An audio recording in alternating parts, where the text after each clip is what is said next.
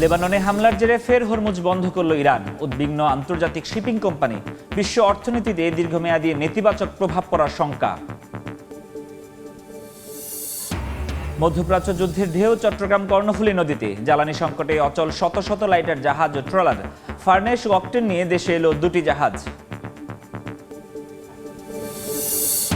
বিসিকের 13 শিল্পনগরীতে খালি 812টি প্লট। চড়া মূল্য ও অনুন্নত অবকাঠামোই কারণ বলছেন উদ্যোক্তা। বিশ্লেষণ ছাড়া সিদ্ধান্ত নেয়, গুনতে হচ্ছে মাসুল।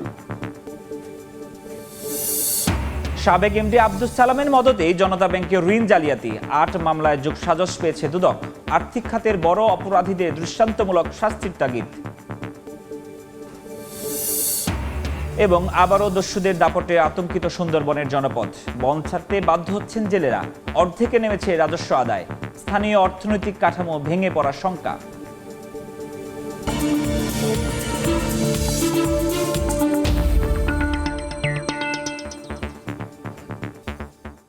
দেখছিলেন শিরোনাম। আমন্ত্রণ জানাচ্ছি দেশ ও দেশের বাইরের অর্থ বাণিজ্যের নানা খবর নিয়ে আমাদের নিয়মিত আয়োজন এই সময়ের বাণিজ্যে।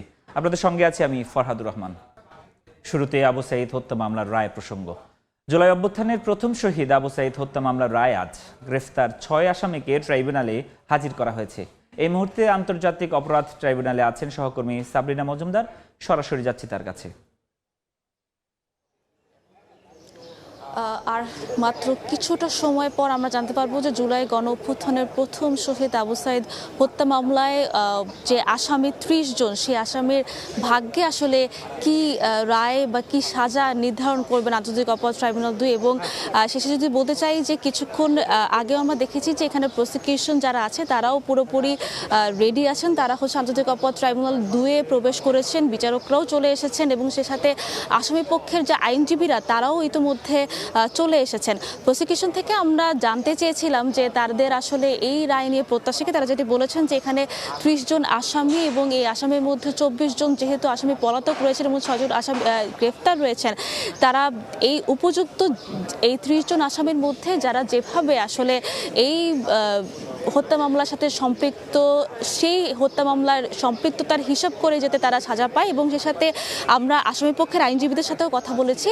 আজিজুর রহমান দুরু যেটি বলেছেন যে এই মামলাতে তারা যে ফরেন্সিক যে এভিডেন্স, অর্থাৎ প্রসিকিউশন থেকে যে ফরেন্সিক এভিডেন্স দেখানো হয়েছে সেখানে তারা দেখতে পেয়েছেন যে আবু সাঈদের গায়ে নাকি কোনো ধরনের গুলি লাগেনি, সেটা তারা আসামি পক্ষের আইনজীবীরা দাবি করছেন। এবং শেষে যদি বলতে চাই যে এই যে পুরো মামলার প্রসিডিওরের মধ্যে যারা এখানে এসে সাক্ষী দিয়েছেন তাদের মধ্যে থেকেও আমরা দেখতে পেয়েছি যে যখন তারা আন্তর্জাতিক অপরাধ ট্রাইব্যুনাল 2-এ এসেছেন তারা কিন্তু বলেছেন যে আবু সাঈদকে কিভাবে হত্যা করা হয় এবং হত্যা করার পর আসলে চিকিৎসকরাও বলেছেন যে কিভাবে তার তদন্ত রিপোর্ট বদলে দেওয়া হয় এবং সেখান থেকে কিভাবে উপরমহল থেকে সরকারের উপরমহল থেকে চাপ আসে এবং সে কারণে আবু সাঈদের যে তদন্ত রিপোর্ট সেটি সুরতহাল রিপোর্ট পরিবর্তন করা হয়। এবং পরবর্তীতে আমরা জানতে পারি যে সহযোদ্ধাদের থেকে যারা আবু সাঈদের সাথে ছিলেন তখন কিভাবে তাদের চোখের সামনে আবু সাঈদ হত্যা হয়।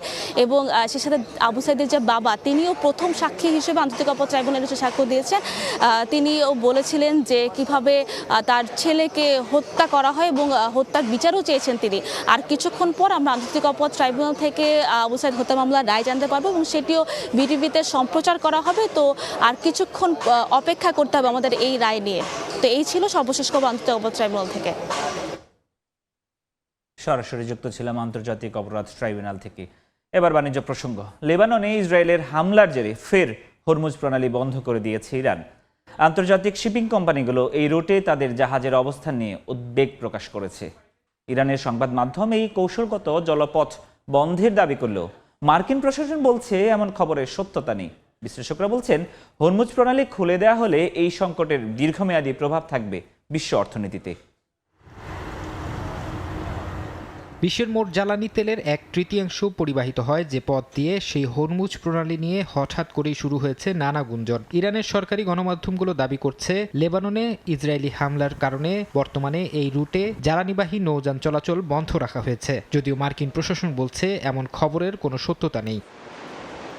এদিকে আন্তর্জাতিক শিপিং কোম্পানিগুলো এই রুটে তাদের জাহাজের অবস্থান নিয়ে উদ্বেগ প্রকাশ করেছে। জাহাজ মালিকরা জানিয়েছেন, প্রণালীটি দিয়ে পুনরায় যাতায়াত শুরু করার আগে চুক্তির শর্তাবলী সম্পর্কে তারা আরও স্বচ্ছ ও বিস্তারিত তথ্য চান। সমুদ্র সীমায় নজরদারি চালানো বিভিন্ন সংস্থা বলছে, ওই অঞ্চলে জাহাজ চলাচল আসলেই পুরোপুরি বন্ধ কিনা তা নিয়ে এখনও অস্পষ্টতা কাটেনি।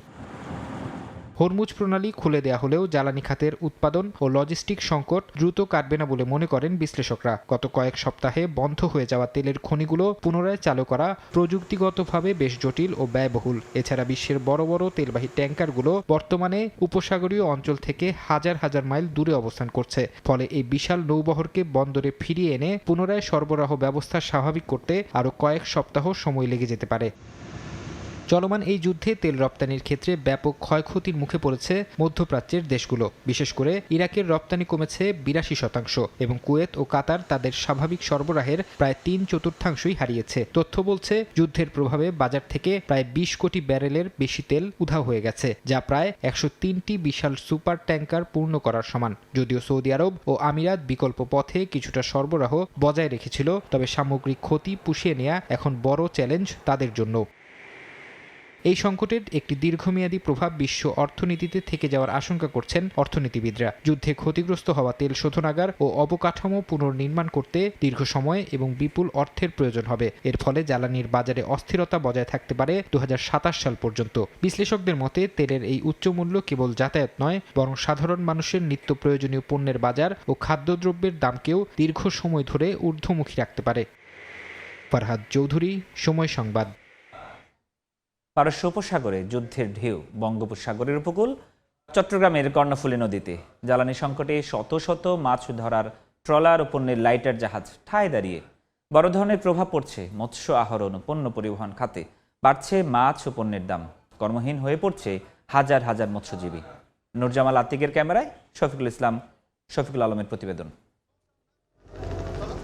প্রায় 4000 কিলোমিটার দূরে পারস্য উপসাগরে যুদ্ধের দামামা হরমুজ প্রণালীতে জ্বালানি অবরোধের ঢেউয়ের প্রভাবে বেসামাল চট্টগ্রামের কর্ণফুলী নদীর মাঝি মাল্লারা। জ্বালানির সংকটে সাগরে যেতে পারছেন না ফিশিং ট্রলার। কর্ণফুলী নদীতে ঠায় দাঁড়িয়ে অলস সময় পার তাদের। মাঝি রাসেলের কণ্ঠে নানা সংকট। তেল নাই বলতেছে, তেল আসতেছে, আসবে, দিবে, তেল লাগবে। আমাদের 1200 লিটার 2000 লিটার তেল দেয় আমাদেরকে, 800 লিটার 700 লিটার। তো আমরা এগুলো নিয়ে আনি না, এগুলো আমাদের হয় না। তেল আনতে বললে তেল নাই, তাই কালকে লইয়েন, আজকে লইয়েন। জেলেরা বলছেন, অলস বসে কর্মহীন হয়ে পড়ায় বাড়ছে সংকট। মৎস্য আহরণে পড়বে বড় ধরনের প্রভাব, বাড়বে দামও। যে সংকট দেখা যাইতে, যদি তেল না হয় তো আপনার ফিশিং বোট অচল হয়ে যাবে।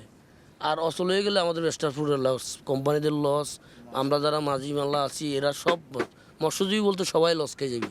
বৃহৎ মৎস্য অবতরণ কেন্দ্র চট্টগ্রামের ফিশারি ঘাটেও প্রভাব পড়েছে। আড়ত ও গদিতে তৈরি হয়েছে মাছের সংকট। তবে সংকট এড়িয়ে ভিন্ন সুর বোট মালিকের মুখে। এখন সাশ্রয় মাছটা অনেক বেশি, আমরা বিদেশে রপ্তানি করতে আছি, আমরা বিদেশ থেকে মাছ আনতে আছি না। এখন আমাদের রপ্তানিটা বাড়ি গেছে, আমদানিটা কমে গেছে।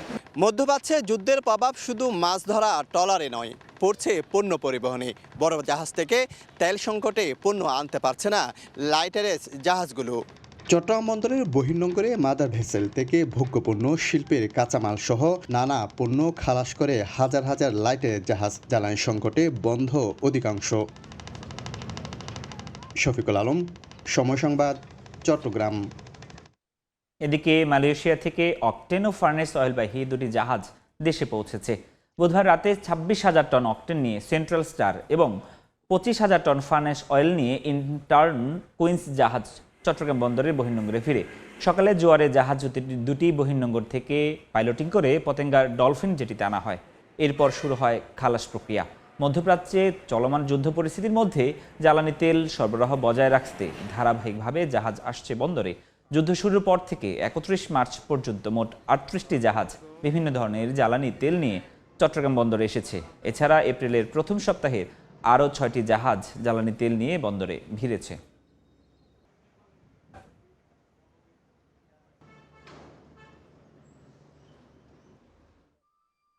জ্বালানি তেলের জন্য আজও রাজধানীর বিভিন্ন পাম্পে দীর্ঘ লাইন। এই মুহূর্তে রাজধানীর বিজয় সরণিতে আছেন সহকর্মী সাইফুল ইসলাম। সরাসরি যাচ্ছি তার কাছে।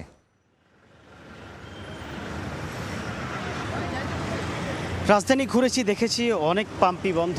যে পাম্পগুলি খোলা আছে বন্ধের প্রভাবটা তার মধ্যেই পড়ছে। যদি আমরা সকাল থেকে পরিবাগে ছিলাম, এখন যে পরিস্থিতি আছে সেটি হচ্ছে রাজধানীর বিজয় সরণি খ্যাত এখানে এই যে ট্রাস্ট যে পাম্পটি সেটিতে আছে, এখানকার যে দীর্ঘ সিরিয়ালটা আমরা একটু দেখাই। একটু পরপর গুটি গুটি পায়ে যেভাবে মানুষ হাঁটে, ঠিক ওই রকম করে বাইক আগাচ্ছে। এর মধ্যে দিয়ে বোঝা যাচ্ছে যে দীর্ঘ সিরিয়াল আমরা দেখতে পেয়েছি, যদিও এই সিরিয়ালটি মহাখালী ছাড়িয়েছে। আমরা ড্রাইভারদের সাথে কথা বলেছি, তারা বলছেন সকালে নাস্তাও করতে পারেনি অনেকেই, শুধুমাত্র পানি খেয়ে এই সিরিয়ালে অপেক্ষা করছেন সেই ভোর 4টা-5টা থেকে, শুধুমাত্র একটু তেলের জন্য। কেননা এই তেল পাওয়া মাত্রই তাদের গাড়ি চলতে পারবে। আর বাইকারদের অভিযোগ তো বরাবরের মতোই আছে। একজন পাঠাও বা একজন বাইক রাইডার, উনি যেটি বলছেন যে দীর্ঘ 4 ঘন্টা তাদের সময় ব্যয় হচ্ছে শুধুমাত্র এই তেল নিতে গিয়ে। তাহলে তার দিনের যে আয়, সেই আয়ের 1/3 চলে যাচ্ছে এই তেল নেওয়ার সময়তে। উনি বলছিলেন বাচ্চার স্কুলের ফি, নিজের বাসা ভাড়া, ঢাকায় থাকা এবং খাবার খরচ সেটি তুলতেও কিন্তু হিমশিম খেতে হচ্ছে এখানকার যে বাইক রাইডার আছে তাদের। যদিও এমন পরিস্থিতিতে সরকারের পক্ষ থেকে বলা হচ্ছে তেলের সংকট নেই, তারপরেও আমরা বাইকের বা গাড়ির রাজধানী কেন্দ্রিক দেখতে পাচ্ছি দীর্ঘ সিরিয়াল, বন্ধ রয়েছে পাম্প। কিন্তু বড় মতোই কিন্তু এই যে চালকদের প্রশ্ন রয়েছে যে পাম্পগুলি বন্ধ, সেগুলি কেন বন্ধ, কেন সরকার সেই বন্ধ যে পাম্পগুলি আছে সেই বন্ধ পাম্পগুলিতে কেন সরকার কোনো পদক্ষেপ নিচ্ছে না? কেননা হচ্ছে যে আমরা বরাবর মতোই দেখছি যে গত 1 থেকে 2 সপ্তাহ যাবৎ বেশ কিছু পাম্প বন্ধ আছে। এই পাম্প বন্ধের প্রভাবটা কিন্তু অন্যান্য পাম্পে পড়ছে। আসলে এখান থেকে মুক্তি চায় তারা চায় আগের মতো, সেই 1 থেকে 1.5 মাস আগে দেশে যে পরিস্থিতি ছিল, যেইভাবে তারা তেল পেয়েছেন সেই একই রকমভাবে এখনও কিন্তু তেল চান। যদিও আমরা দেখতে পাচ্ছি যে রাজধানীর বেশ কিছু পাম্পে কোথাও 500 থেকে 600, কোথাও 700 থেকে 800 টাকার তেল দিচ্ছে। এর পাশাপাশি গাড়িতেও কিন্তু দেওয়া হচ্ছে প্রায় 10 থেকে 20 লিটার। এই ছিল আমার কাছ থেকে রাজধানীর এই যে ট্রাস্ট পাম্পে তেল দেওয়ার পরিস্থিতি, যেখানে বরাবর মতোই অভিযোগ রয়েছে তেলের পরিমাণ কম দিচ্ছে, যাতে চালকরা হচ্ছে না তাদের বা চালকদের হচ্ছে না। এই ছিল আমার কাছ থেকে রাজধানীর ট্রাস্ট পাম্প থেকে তেলের সর্বশেষ খবর। বিজয় সরণি থেকে জ্বালানি তেলের খবর জানাচ্ছিলেন সহকর্মী সাইফুল ইসলাম। এবার বন্দর বাণিজ্যের খবর।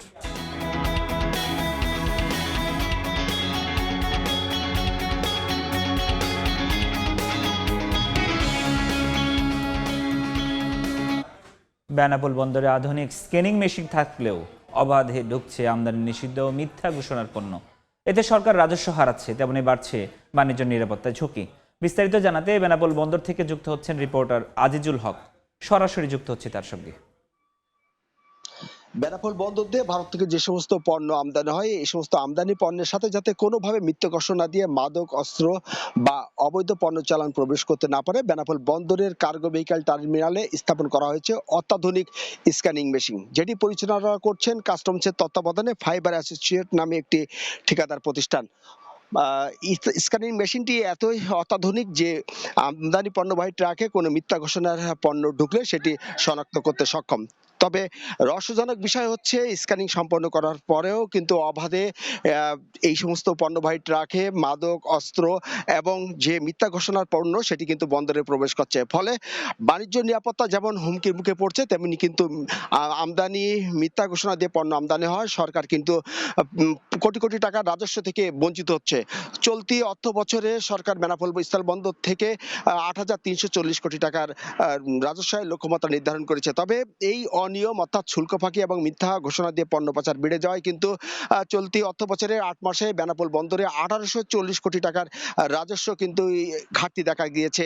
আমরা বেনাপোল স্থলবন্দরে এসে যেটি জানতে পেরেছি যে গত 3 মাসে বেনাপোল স্থলবন্দরে মিথ্যা ঘোষণার অন্তত 8টি পণ্য চালান আটক করা হয়েছে, যেটি আটক করেছে সরকারের যে নিরাপত্তা সংস্থা এনএসআই এবং বর্ডার গার্ড বাংলাদেশ বিজিবির সহায়তায়, এবং এই 8টি পণ্য চালানে প্রায় কিন্তু 20 কোটি টাকার রাজস্ব ফাঁকি দেওয়া হচ্ছিল।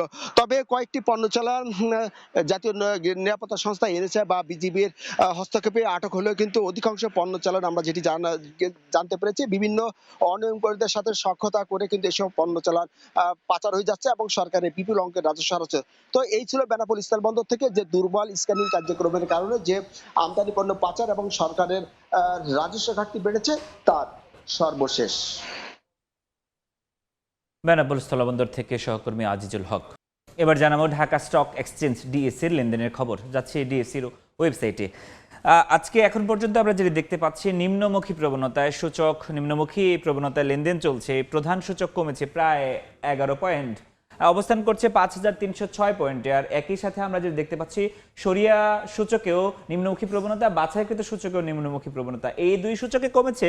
সরিয়া সূচকে 0.5 পয়েন্ট কমেছে, আর বাছাইকৃত সূচকে দেখছি আমরা 10 পয়েন্ট কমেছে। এই যখন সূচকের অবস্থা, তখন আমরা দেখতে পাচ্ছি এখন পর্যন্ত লেনদেনে কিন্তু বেশ এগিয়ে এই ডিএসসি। কেননা আজকে সকাল 1 ঘন্টা 10-15 মিনিট এই যে লেনদেন হয়েছে, তার মাঝে 328 কোটি টাকারও বেশি লেনদেন হয়েছে। এবং সেক্ষেত্রে লেনদেনে যেসব প্রতিষ্ঠানের শেয়ারের দাম বেড়েছে, আমরা সেটি সংখ্যা দেখতে পাচ্ছি 130টি, এবং শেয়ারের দাম কমেছে 189টি প্রতিষ্ঠানের, এবং অপরিবর্তিত রয়েছে 65 প্রতিষ্ঠানের শেয়ারের দাম। আপনাকে যেতে চাই যে আজকে এখন পর্যন্ত কারা আসলে তাদের শেয়ার বিক্রিতে শীর্ষ অবস্থান ধরে রেখেছে। আমরা দেখতে পাচ্ছি যেটি শেয়ার বিক্রিতে শীর্ষ অবস্থান, আমরা খান ব্রাদার্সের থেকে বলছি, আমরা 27 কোটি টাকা শেয়ার এখন পর্যন্ত তারা বিক্রি করেছে। এবং তার পরবর্তী অবস্থানে আমরা দেখছি বেশ কয়েকদিন ধরে শেয়ার বিক্রিতে শীর্ষ অবস্থান যার অ্যাক্টিভ পেস্টিসাইড, তারা কিন্তু তার পরবর্তী অবস্থাতে রয়েছে। তারা এখন পর্যন্ত 14 কোটি টাকার শেয়ার বিক্রি করেছে। তারপরে যেই 3টি এবং 4টি প্রতিষ্ঠান আছে, মনোস্পোল, ডোমিনেজ এবং কেডিএস অ্যাক্সেসরিজ, এই কয়েকটি প্রতিষ্ঠান তারা কিন্তু শেয়ার বিক্রিতে শীর্ষস্থান ধরে রেখেছে। তো ডিএসসির যে নিম্নমুখী প্রবণতা, সেই প্রবণতার মধ্য দিয়ে কিন্তু এখন পর্যন্ত লেনদেন চলছে।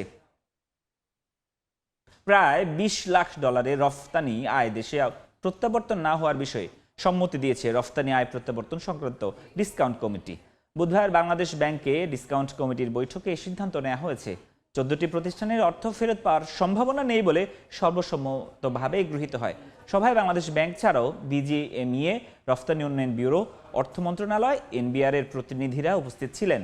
যে 14টি প্রতিষ্ঠানের অর্থ ফেরত আসবে বলে ধরা হয়েছে, এর মধ্যে কয়েকটি কোভিডকালীন দেউলিয়া, কেউ শিপিং এজেন্ট জালিয়াতিতে ক্ষতিগ্রস্ত, কোনোটির ক্ষেত্রে বাইং হাউসের অসহযোগিতার কথা উল্লেখ করা হয়েছে। এছাড়া আরও 7টি প্রতিষ্ঠানের রফতানি আয় প্রত্যাবর্তন না হলেও পর্যাপ্ত নথিপত্র নেই মর্মে তা ফিরিয়ে দেওয়া হয়।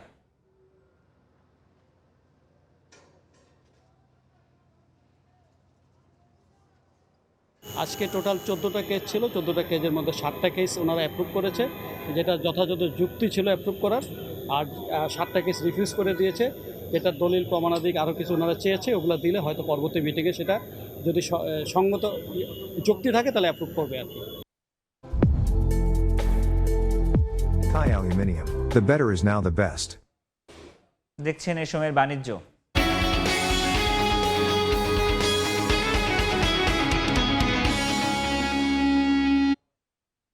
2019 থেকে 2024 এই 5 বছরে 13টি নতুন শিল্পনগরী ও শিল্প পার্ক গড়ে তুলেছে বিসিক।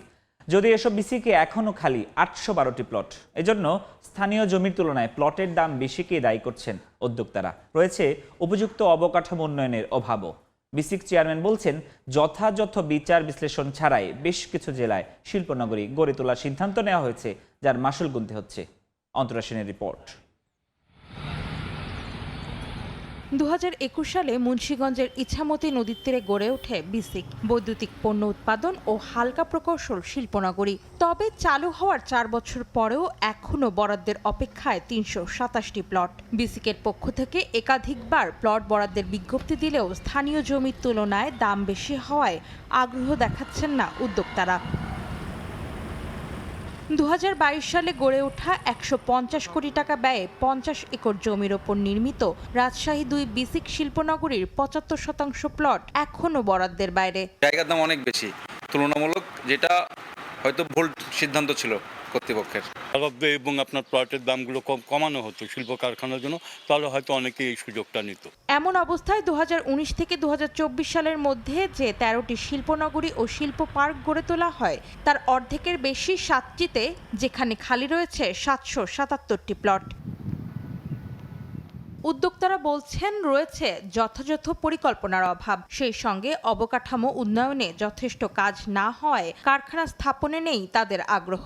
প্রজেক্ট চালিত আছে না এই মোল্লাবাজার ব্রিজের কারণে, ব্রিজটা না হওয়ার কারণে এই শিল্পনগরটা বদ্ধ হয়ে রয়েছে। এ বিষয়ে বিসিক চেয়ারম্যান বলেন, দেশের সব জায়গা শিল্প বান্ধব নয়, আবার সব জায়গায় বিচার বিশ্লেষণ করে শিল্পনগরী স্থাপনের সিদ্ধান্তও নেওয়া হয়নি। তারপরও উদ্যোক্তা টানতে সব ধরনের চেষ্টা চালানো হচ্ছে বলে জানান তিনি। সুষম উন্নয়ন করার চাহিদার প্রেক্ষিতে বা দাবির পরিপ্রেক্ষিতে অনেক জায়গায় শিল্পনগরী স্থাপন করা হয়, কিন্তু বাস্তবে সেখানে সেই শিল্পের কারখানা স্থাপন করার মতো উপযোগী উদ্যোক্তা সেখানে পাওয়া যায় না। তবে বিসিকের সব সুযোগ সুবিধা নিশ্চিতে বেশ কিছু মন্ত্রণালয়কে একসঙ্গে কাজ করতে হবে বলেও জানান তিনি। অন্তরা সেন, সময় সংবাদ, ঢাকা। চট্টগ্রাম সার্কিট হাউসে বিভাগীয় জেলার সরকারি কর্মকর্তাদের সঙ্গে প্রাক বাজেট আলোচনায় সভায় বক্তব্য রাখছেন এনবিআর চেয়ারম্যান মোহাম্মদ আব্দুর রহমান খান। সরাসরি যাচ্ছে সেখানে। এটা তো ট্যাক্স পেয়ারের একটা প্রাইভেসি, তা আসলে ট্যাক্স পেয়ারই ডাটাটা নেবেন, অফিসাররা না, আমরা দেখবো না। উনি যখন রিটার্ন সাবমিট করতে যাবেন, রেজিস্ট্রেশন করতে যাবেন, তখনই এটা ওনার ট্যাক্স রিটার্নে আসবে। এটা কিন্তু আমার ট্যাক্স অফিসার দেখবে না, আইদার ট্যাক্স পেয়ার নিজে দেখবে অথবা তার লয়ার দেবে। তার সুবিধাটা হলো তার ব্যাংকে আর যাওয়া লাগবে না, আমাকে সার্টিফিকেট দেন কত টাকা জমা আছে, কত টাকা মুনাফা দিয়েছেন, কত টাকা ট্যাক্স কাটছেন, কত টাকা চার্জ হয়েছে, সেটা দেওয়া জমা। তা আমরা শুরুটা এভাবে করতে চাই। ব্যাংকগুলো থেকে কনসার্ন আছে যে আমার কোনো কারণে আমার ডেপোজিটররা এটাতে অসন্তুষ্ট হয় কিনা, তাদের মধ্যে কোনো প্যানিক তৈরি হয় কিনা। তা আমরা শুরুটা করব, ট্যাক্স পেয়ার চাইলে উনি এটা পাবেন, না চাইলে এটা পাবেন না। এবং এই চাওয়া এবং না চাওয়ার মধ্যে কিন্তু বড় একটা ঘটনা আছে। আমরা যখন অডিট সিলেকশনের জন্য পরবর্তীতে কেস ঠিক করব, আমরা যখন অনেকগুলো রিস্ক ফ্যাক্টর দিব, ডেফিনেটলি এখানে রিস্ক ফ্যাক্টর বেশি থাকবে। যে যারা অটোমেটেড পদ্ধতিতে তার তথ্যগুলো আনেন নাই, তারা মোর রিস্কি, তার মানে তাদের মধ্যে ঝামেলা আছে, তাদের সেই বুকে সাহস নাই যে আমার তথ্যটা আমার রিটার্নে অটোমেটিক চলে আসুক, তাহলে ওগুলো অডিটে বেশি পড়বে না। সেটাই তো, এই আমরা শুরুটা এইভাবে করি, মানে আমাদের তো যে কোনো জিনিস আমরা যখন শুরু করব একটু পজিটিভলি শুরু করতে হবে, পরবর্তীতে এগুলো অন্যদিকে চলে যাবে। যখন আমরা দেখবো যে না কতজন এই অপশনে অটোমেটিক্যালি আনছে আর কতজন আনছে না, তখন তো আমরা বুঝে যাব বিষয়টা। চট্টগ্রাম সার্কিট হাউসে কথা বলছিলেন এনবিআর চেয়ারম্যান। জনতা ব্যাংকের শীর্ষ পদ থেকে পাহাড় সমান অর্থ আত্মসাতের অভিযোগ উঠেছে সাবেক এমডি আব্দুস সালাম আজাদের বিরুদ্ধে। দুদকের অনুসন্ধানে 4,000 কোটি টাকার বেশি ঋণ জালিয়াতির তথ্য মিলেছে। বিশেষজ্ঞদের মতে আর্থিক খাতে সুশাসন ফেরাতে এমন বড় অপরাধীদের দৃষ্টান্তমূলক শাস্তি নিশ্চিত করার প্রয়োজন। তাসলিম তৌহিদের রিপোর্ট। আওয়ামী শাসনামলে রাষ্ট্রায়ত্ত ব্যাংকগুলো থেকে ঋণের নামে অর্থ লুটপাট ও পাচারের অন্যতম অভিযোগ ছিল জনতা ব্যাংকের বিরুদ্ধে। বেক্সিমকো গ্রুপ, এসালম গ্রুপ, অ্যানন্টেক্স ও ক্রিসেন্ট গ্রুপ সহ বিভিন্ন প্রভাবশালী প্রতিষ্ঠান ও ব্যক্তির নামে হাজার হাজার কোটি টাকা হাতিয়ে নেওয়ার বিস্তর অভিযোগ জমা পড়ে দুর্নীতি দমন কমিশনে। সংস্থাটির তথ্য মতে জনতা ব্যাংকে বর্তমান খেলাপি ঋণের পরিমাণ অন্তত 56,000 কোটি টাকা। এর মধ্যে এককভাবে বেক্সিমকো নিয়েছে 23,000 কোটি টাকা এবং এসালম গ্রুপ 10,000 কোটি টাকা। ইতোমধ্যে অ্যানন্টেক্সের 1,130 কোটি টাকা ঋণ জালিয়াতির মামলায় ব্যাংকের সাবেক চেয়ারম্যান আবুল বারকাত, সাবেক এমডি আব্দুস সালাম আজাদ সহ 26 জনের বিরুদ্ধে চার্জশিট দেয়। আব্দুস সালাম আজাদ উনি তখন এমডি ছিলেন, রেসপন্সিবল ম্যান। একটা ব্যাংকের লোন নিলে ওনার অর্ডার ছাড়া তো হয় না। দুদকের অনুসন্ধান বলছে 2017 থেকে 2023 সাল পর্যন্ত এমডি থাকাকালে আব্দুস সালাম আজাদের সরাসরি মদদেই বড় বড় ঋণ জালিয়াতি ঘটে। এরই মধ্যে বেক্সিমকো গ্রুপের 7টি মামলায় 2,760 কোটি টাকা এবং অ্যানন্টেক্সের 136 কোটি টাকা জালিয়াতি সহ অন্তত 8 মামলায় তার সরাসরি যোগসাজশ খুঁজে পেয়েছে দুদক। এই ব্যাংকটাকে দেউলিয়া করে দিয়েছে। বাকি মামলাগুলো সোনারে দেখানো হয়েছে। এই মামলাগুলো খুব শীঘ্রই দুদক থেকে চার্জশিট দাখিল করলে ট্রায়ালের জন্য যাবে। এই অর্থনীতি বিশ্লেষকের মতে ঋণ জালিয়াতির কারণে জনতা ব্যাংক এখন ধ্বংসের দ্বার প্রান্তে। লুটপাটের সাথে জড়িত ছিল, বেনামে ঋণ প্রদানের সাথে জড়িত ছিল, টাকা পাচারের সাথে যারা জড়িত ছিল তাদেরকে শাস্তি প্রদান করা এখন বাধ্যতামূলক হয়ে দাঁড়িয়েছে। জনতা ব্যাংকের সাবেক এই শীর্ষ কর্মকর্তার বিরুদ্ধে ওঠা অন্যান্য অনিয়মের সন্ধানে বর্তমানে দুদকের একাধিক দল কাজ করছে। তাসলিম তৌহিদ, সময় সংবাদ, ঢাকা। দখল দূষণে অস্তিত্ব সংকটে ঝিনাইদহের 12টি নদ-নদী। অনেক স্থানে চর জেগে পরিণত হয়েছে পশুর চারণভূমিতে। জেলা প্রশাসন বলছে ইতিমধ্যে দখলদারদের তালিকা প্রস্তুত করা হয়েছে। লোটাস রহমান সোহাগের রিপোর্ট, ছবি তুলেছেন রামিম খান। এক সময়ের প্রবাহমান নদী দখল দূষণে পরিণত হয়েছে খেলার মাঠ বা গবাদি পশুর চারণভূমিতে। অস্তিত্ব সংকটে জীববৈচিত্র্য। ঝিনাইদহ জেলা শহরের বুক ছিঁড়ে বয়ে যাওয়া নবগঙ্গা নদী দিয়ে চলাচল করত ছোট বড় নৌযান, ছিল স্বচ্ছ পানি। জীবন ও জীবিকা ছিল এই নদী কেন্দ্রিক। কিন্তু কালের বিবর্তনে দখলদারদের মহোৎসবে ভরাট হয়ে গেছে নদীর তলদেশ। জেগে উঠেছে বড় বড় চর। মানুষজন সব নদী শুকনো পেয়ে জায়গা রিজার্ভ করে নিচ্ছে। নদীর অবস্থা খুবই খারাপ, নদীটা সংস্কার করা দরকার।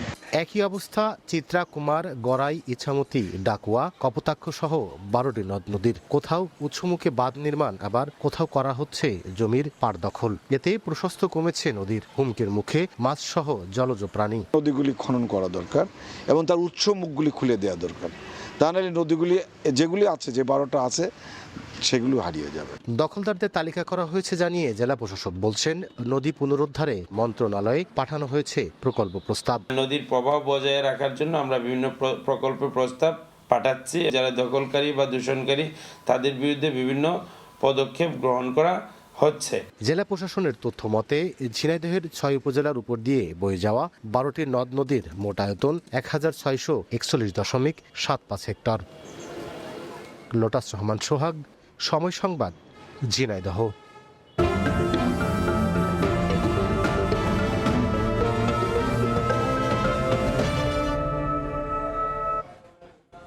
দস্যুমুক্ত সুন্দরবনে আবারও মাথাচাড়া দিয়ে উঠেছে বেশ কয়েকটি বাহিনী। মাছ কাঁকড়া ধরতে যাচ্ছে না জেলেরা। এতে সরাসরি প্রভাব পড়ছে রাজস্ব আদায়ে, যা নিয়ে চরম উৎকণ্ঠায় বন বিভাগ। মাহমুদ হাসানের পাঠানো তথ্য ও মাসুদ রানার ছবি নিয়ে রিপোর্ট।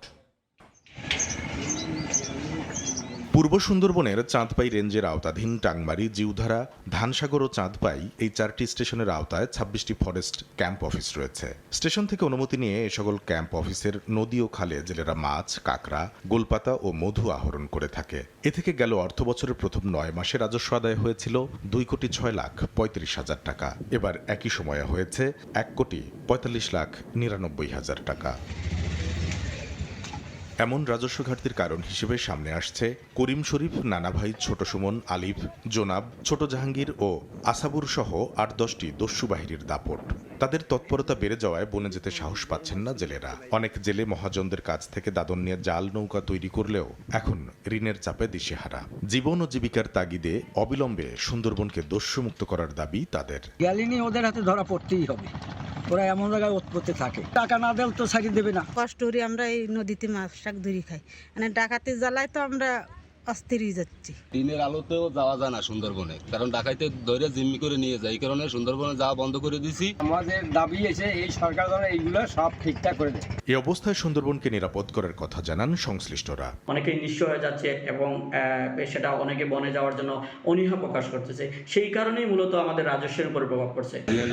2024 5ই অগস্ট পরবর্তী প্রেক্ষাপটে এখানে বেশ কিছু দস্যুতা কার্যকর সুন্দরবন সৃষ্টি হয়েছে। সুন্দরবনকে দস্যুমুক্ত করতে না পারলে উপকূলীয় অর্থনীতি ভেঙে পড়ার শঙ্কা স্থানীয় এই কর্মকর্তার। অনেক জেলেকে অপহরণ করে নিয়েছে এবং অনেক টাকা মুক্তিপণ দিয়ে তারা ছাড়া পেয়েছে। সবগুলো স্টেশনেরই আমি তথ্য নিয়ে দেখেছি 2/3 লোকজন কিন্তু আপনার মাছ ধরতে যাচ্ছে না।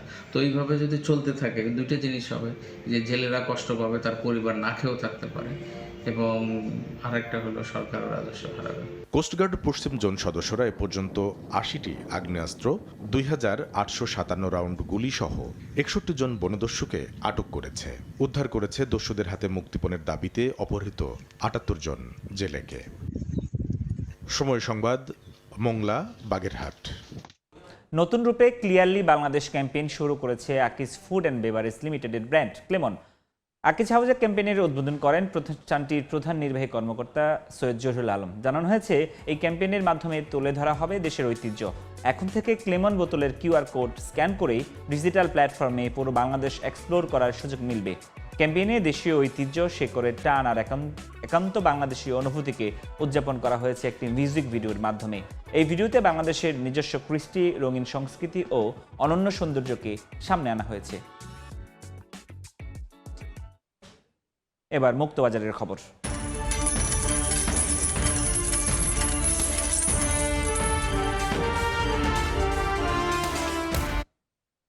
ওঠানামার মধ্যে ক্রিপ্টোকারেন্সি বিশ্ববাজারে দাম বৃদ্ধির প্রবণতা দেখাচ্ছে বিটকয়েন, তবে কমছে ইথার, সোলানার দামও। ঘুরে দাঁড়িয়েছে বাইন্যান্স।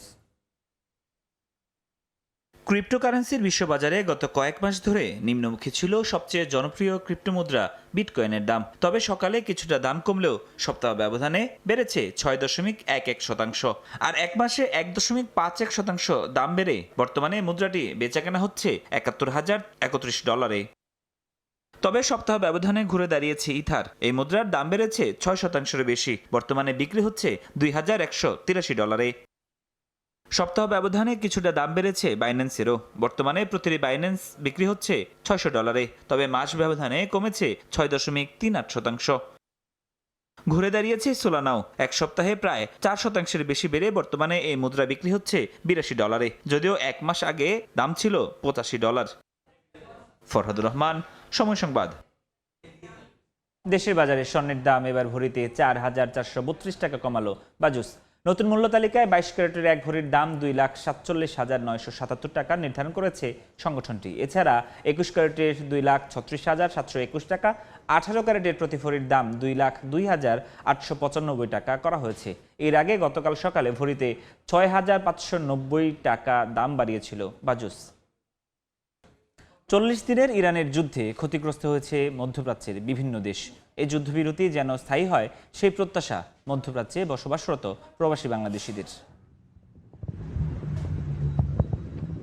মধ্যপ্রাচ্যের হামলায় বেশ কয়েকজন বাংলাদেশি নিহত হয়েছেন। নিরাপত্তা পরিস্থিতির কারণে সাময়িকভাবে নিজেদের আকাশসীমা বন্ধ রেখেছে কুয়েত সরকার। আংশিক বন্ধ ছিল সৌদি আরব ও সংযুক্ত আরব আমিরাতের আকাশসীমাও। এতে বাংলাদেশ সহ বিভিন্ন দেশে সরাসরি বিমান চলাচল বন্ধ হয়ে গেছে। দেশে ফিরতে না পেরে বিপাকে পড়েছেন অনেক প্রবাসী। আমরা চাই সবসময় যুদ্ধটা বন্ধ থাকুক। 40 দিনের ইরান যুক্তরাষ্ট্রের এই যুদ্ধবিরতি যেন স্থায়ী হয় সেই প্রত্যাশাই করছেন প্রবাসী বাংলাদেশিরা। বর্তমান অবস্থা কিছুটা স্বস্তি দিলেও বিরাজ করছে পুনরায় যুদ্ধ শুরু হওয়ার শঙ্কা। শিক্ষণীয় বিষয় হচ্ছে সবাই এখন ব্যাংকিং ব্যবস্থা, স্টক কিপিং এবং সেলিং এগুলো রেগুলারাইজ করে ফেলবে। যে ক্ষতিটা হয়েছে ব্যবসায়ী থেকে আরম্ভ করে অন্যরা, এ ব্যাপারেও এই সরকার কিছু পদক্ষেপ নেবেন বলে আমি মনে করি। যুদ্ধবিরতিকে স্থায়ী রূপ দিয়ে স্বাভাবিক জীবনযাত্রা ফিরিয়ে আনার আহ্বান জানিয়েছেন তারা। মালিহা সুহরওয়ার্দী, সময় সংবাদ। এ পর্যায়ে শীর্ষ সংবাদগুলো জানিয়ে দিচ্ছি আরও একবার। লেবাননে হামলার জেরে ফের হরমুজ বন্ধ করল ইরান। উদ্বিগ্ন আন্তর্জাতিক শিপিং কোম্পানি। বিশ্ব অর্থনীতিতে দীর্ঘমেয়াদী নেতিবাচক প্রভাব পড়ার শঙ্কা। মধ্যপ্রাচ্য যুদ্ধের ঢেউ চট্টগ্রাম কর্ণফুলী নদীতে। জ্বালানি সংকটে অচল শত শত লাইটার জাহাজ ও ট্রলার। ফার্নেস ও অকটেন নিয়ে দেশে এলো 2টি জাহাজ। এবং বিসিকের 13 শিল্পনগরীতে খালি 812টি প্লট। চড়া মূল্য ও অনুন্নত অবকাঠামোই কারণ বলছেন উদ্যোক্তা। বিশ্লেষণ ছাড়া সিদ্ধান্ত নেয় গুনতে হচ্ছে মাসুল।